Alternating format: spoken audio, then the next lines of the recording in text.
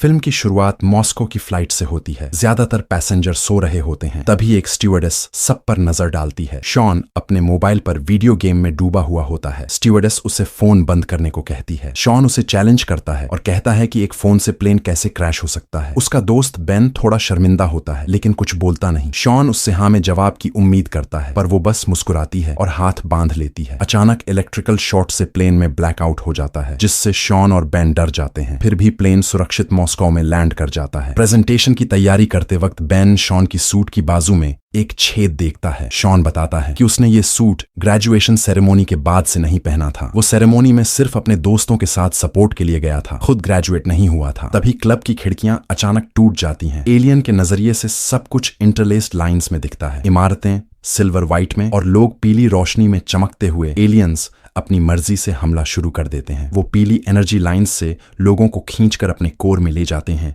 और उन्हें राख में बदल देते हैं। किसी ने एलियन पर मोलोटॉव कॉकटेल फेंका जिससे वो थोड़ी देर के लिए रुक जाता है। स्काइलर बाल बाल बचता है और अपने साथ वाली लड़की पर दरवाजा बंद कर देता है। वो लड़की एलियन द्वारा डिसइंटीग्रेट हो जाती है। बेन, शॉन, नैटली और एन दीवार में बने एक छेद से क्लब से भाग जाते हैं और एक स्टोर रूम में छिप जाते हैं। उनके साथ एक घायल बारटेंडर भी होता है। बाहर लोग लगातार वेपराइज हो रहे होते हैं। चेतावनी के बावजूद नैटली स्काइलर की जोरदार नॉकिंग सुनकर दरवाजा खोल देती है। वो स्टोर रूम अब उनका बंकर बन जाता है। दिन बीतते हैं। सबटाइटल्स के जरिए दिखाया जाता है। वो बारटेंडर की मौत देखते हैं, उसके शरीर को लपेटते हैं और आपस में टेंशन बढ़ने लगती है। 5 दिन बाद खाने पीने का सामान कम हो जाता है और उन्हें बाहर से कोई आवाज आए हुए 1 दिन से ज्यादा हो गया है। वो बाहर निकलने का फैसला करते हैं। स्काइलर स्वीडिश एम्बेसी जाने की बात करता है लेकिन बाकी लोग घर लौटना चाहते हैं। स्टोर रूम से बाहर आने पर उन्हें खाली बार मिलता है। वो कुछ लिकर की बॉटल्स उठाते हैं और मॉस्को का एक बेसिक मैप देखते हैं। शहर बिल्कुल सुनसान दिखता है। छोड़ी हुई कार्स और वेपन्स पड़े होते हैं। नैटली अपनी हाई हील्स में चलने में परेशान होती है और नंगे पैर चलने का फैसला करती है। मैप अच्छा न होने की वजह से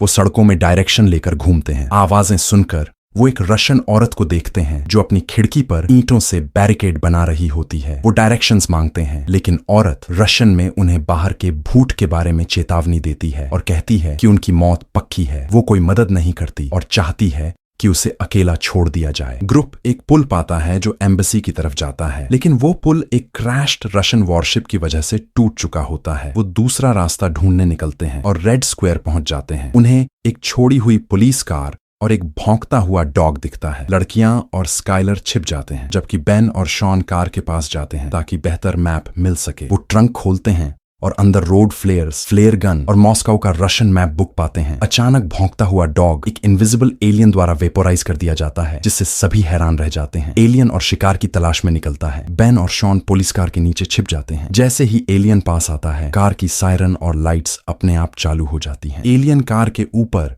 हवर करता है। एलियन के नजरिए से वो कार की मेटल बॉडी के अंदर तक देख सकता है लेकिन वो बेन और शॉन को डिटेक्ट नहीं कर पाता जिससे उन्हें एलियंस की वीकनेस का अंदाजा होता है। एलियन के जाते ही वो लग्जरी डिपार्टमेंट स्टोर जम की तरफ भागते हैं और लड़कियों व स्काइलर से मिलते हैं। अंदर उन्हें एक क्रैश्ड एयरप्लेन दिखता है और वो अपनी सर्वाइवल चांसेस पर बात करते हैं। स्काइलर यूएस एम्बेसी जाने से मना करता है लेकिन शॉन और बेन वहां जाने पर अड़े रहते हैं। ग्रुप ये थ्योरी बनाता है कि एलियंस अपने डिफेंस के लिए इलेक्ट्रिकल फील्ड यूज करते हैं जो आसपास की इलेक्ट्रिकल डिवाइसेस को भी एक्टिवेट कर देता है। वो लाइट बल्ब से नेकलेस बनाते हैं जो एलियन के पास आने पर जल उठेगा। एक तरह का डिटेक्टर। स्काइलर स्मार्ट डिसीजन लेने की बात करता है और कहता है कि क्राइसिस में इंसान की असली पहचान सामने आती है। बेन कहता है कि उन्हें ज्यादा सही कपड़े चाहिए। शॉन मजाक में कहता है कि end of the world outfit में टाई के बिना जैकेट सबसे परफेक्ट होगी। ये लाइन ओरिजिनल में कई बार रिपीट हुई थी इसलिए यहाँ एक बार ही रखी गई है। तभी लाइट बल्ब्स अचानक जल उठते हैं और उनकी एक्टिविटी रुक जाती है। शॉन एक मैनेकिन के कपड़े उतारते वक्त डिस्प्ले विंडो में फंस जाता है। तभी एक लड़की रशियन में बात करती है। वो इंग्लिश में जवाब देते हैं और राहत महसूस करते हैं जब वो लड़की भी इंग्लिश में बात करने लगती है। वो उन्हें एक मेटल केज से घिरे कमरे में ले जाती है। वहां उनकी मुलाकात सर्गेई से होती है, एक उम्रदराज आदमी जो और सर्वाइवर्स को देखकर खुश होता है। सर्गेई के पास डीजल जनरेटर और एक पेट बिल्ली होती है। वो केज को लॉक कर देता है और बताता है कि ये लाइट सर्वाइवर्स को सिग्नल देने के लिए है। विका समझाती है कि वो लोग फैराडे केज में हैं जहां एलियन उन्हें नहीं देख सकते।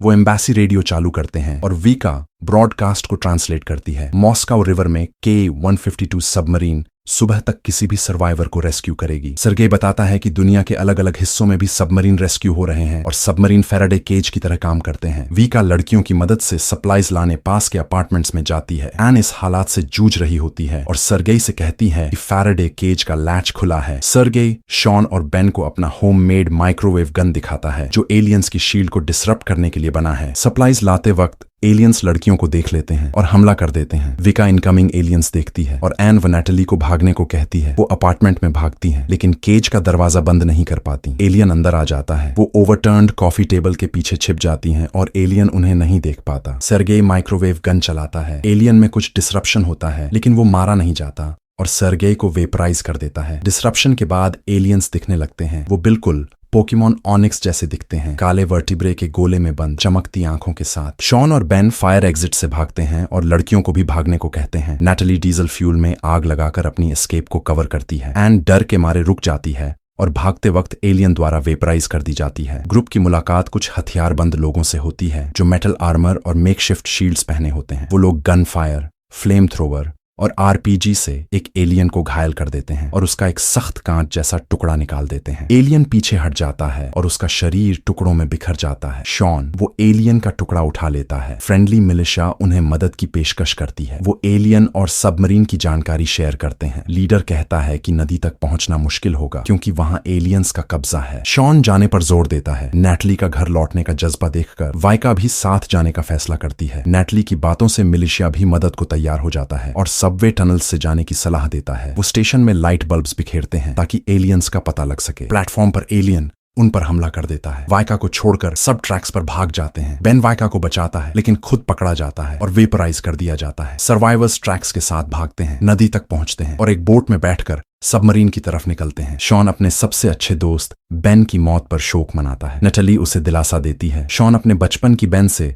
दोस्ती की कहानी बताता है और कहता है कि वो नैटली को अलविदा कहना चाहता है, जैसे बेन से नहीं कह पाया। बोट मलबे में फंस जाती है और कैप्साइज्ड हो जाती है। शॉन और बाकी तैरकर सबमरीन तक पहुंचते हैं, लेकिन नैटली गायब हो जाती है। कैप्टन उन्हें सबमरीन में वेलकम करता है, लेकिन तुरंत निकलने की बात करता है। शॉन मना करता है और कहता है कि दूर एक फ्लेयर दिखा है, इसका मतलब नैटली जिंदा है। कैप्टन थोड़ी देर रुकने को मान जाता है। टेक्नीशियंस माइक्रोवेव गन्स को और बेहतर बनाते हैं। शॉन, मिलिशिया लीडर और कुछ लोग नैटली को ढूंढने निकलते हैं। विका भी साथ चलना चाहती है, लेकिन उसे सबमरीन पर ही छोड़ दिया जाता है। अब जिम्मेदारी शॉन पर आ जाती है कि वो एलियंस के बारे में दुनिया को बताए। सबमरीन खुले समुद्र की ओर निकल पड़ती है। एक रशियन टेक्नीशियन नैटली का फोन ठीक कर देता है और उसे अपनी माँ का मैसेज मिल जाता है। शॉन और नैटली के बीच एक ऑलमोस्ट किस होता है, जिसे विका की मजाकिया नापसंदगी बीच में तोड़ देती है। बाद में रशियन नेवल पर्सनल के बीच शॉन और नैटली शॉर्टवेव रेडियो पर ग्लोबल रेजिस्टेंस की रिपोर्ट सुनते हैं। पेरिस में एक ग्रुप ने एलियन माइनिंग टावर गिरा दिया है। शॉन कहता है this is how it starts, यानी एलियन इन्वेजन के खिलाफ काउंटर अटैक की शुरुआत हो चुकी है। सबमरीन अपनी यात्रा जारी रखती है और फिल्म यहीं खत्म हो जाती है।